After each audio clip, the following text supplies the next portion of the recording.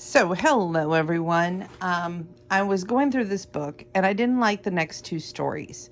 So, we're going to skip them and do Winnie the Pooh. Boo to you, Winnie the Pooh. Once each year, there comes a most peculiar day. The dark grows darker, the leaves rattle on the trees, and everything is a tad spookier. On this particular day, Winnie the Pooh was dressed like a bee, snacking on his last drop of honey. "Oh, Halloween," he chuckled. "Though I'm not fond of tricking, I do enjoy the treating." So we're turning the page here. A few minutes later, a skeleton bounced in. "Not late, am I?"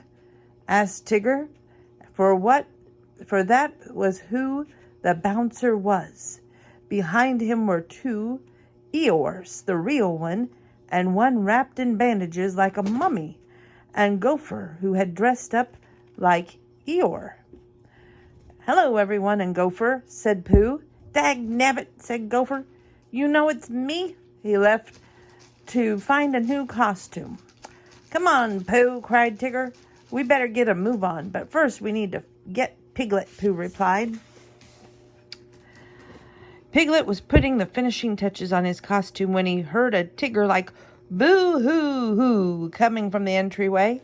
"Why, Piglet," said Pooh, as his friend turned to greet them, "where's your costume?"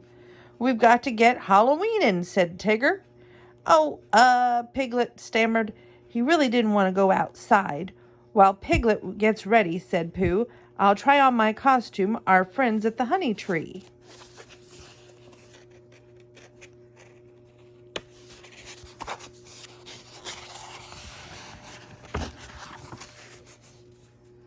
"But Pooh," Piglet said, following his friend. "Perhaps it would be best," Pooh said as he started out the door, "if you didn't say my name. It might make the bees suspicious." But the bees knew exactly what Pooh was trying to do. They began to buzz angrily. Pooh and the others ran away from the honey tree as fast as they could. Nearby, Rabbit inspected the pumpkin patch. "Perfect," he proclaimed. Buzz! Suddenly the rabbit heard the bees. He looked up just in time to see Pooh, Piglet, Tigger, and Eeyore smash into his beautiful pumpkins. The bees flew away, disturbed by all the chaos. "Of all my favorite holidays," Rabbit said, "Halloween isn't one of them." Soon it grew dark and Piglet hurried home. As he got into his costume, he realized he was just too scared to go outside. And suddenly there was a knock at the door. Who's there?" he squeaked. "It's me, them, us," said a Pooh-sounding voice. "Pooh Bear?" asked Piglet. "How can I be certain it's you? Perhaps if you say something, only you would say, then I'd be certain. How am I am Pooh?" "You are?" said a confused Pooh. "Then who am I?" "It is you," squealed Piglet, jumping out of the costume and opening the door. "Piglet," said Pooh, "will you be joining us for Halloween?" I'm just too afraid," Piglet replied. "That's okay," said Pooh Bear. "We won't have a Halloween. We'll have a Holla-won't." "Thank you, Pooh Bear," Piglet said, smiling. Piglet and Pooh explained their plan to Eeyore and Tigger, and with that, everyone went home. Alone once more, Piglet created lots of notes telling all the spookables and monstery beasts to stay away. They had to know that it was Hollow wasn't at his house somehow. Soon a storm began to rage outside. Pooh looked out his window. "I hope Piglet isn't too frightened." Excuse me, he said. "I suspect that something should be done, but what?" He tried to concentrate. Think, he muttered, and to no one's greater surprise than his own, he did just that.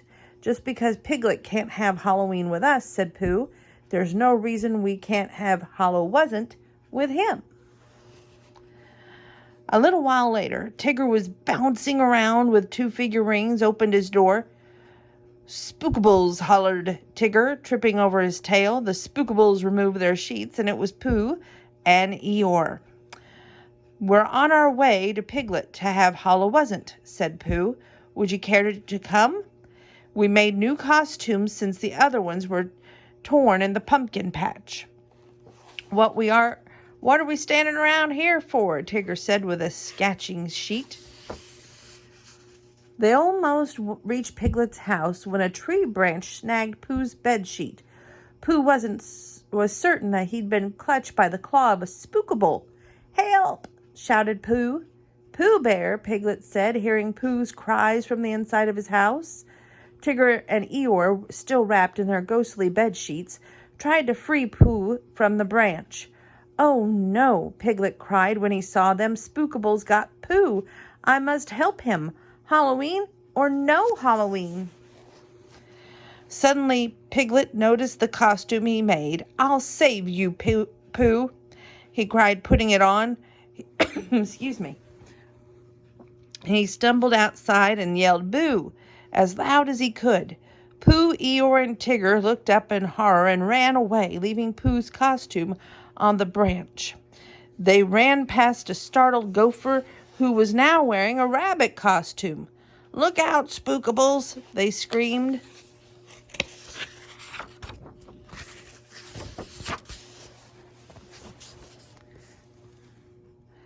Gopher looked up just as Piglet ran into him. They both were rolling around after each other. Rabbit, who had been trying to keep his remaining pumpkins dry with an umbrella, glanced up. "Not again," he cried just before Pooh, Tigger, Eeyore, Piglet, and Gopher collided with him. Costumes and pumpkins pieces flew everywhere. Finally, they untangled themselves and discovered that there were not a single Spookable around. "You saved us, Pooh," said Piglet. "You're here with the Spookables, aren't you? You must have chased them away." "Way to go, Piglet," exclaimed Tigger. Piglet's friend shook his hand. "Wait half a second," Piglet said. "Tigger, you aren't dressed up as anything for Halloween." Piglet realized that he lost his costume in all the excitement. Then he smiled. "Oh, but I am. I've decided to be Pooh's best and bravest friend." "And that," said Pooh, smiling down at Piglet, "is precisely who you are." Okay, we're going to do one more Halloween story tonight, so don't go anywhere.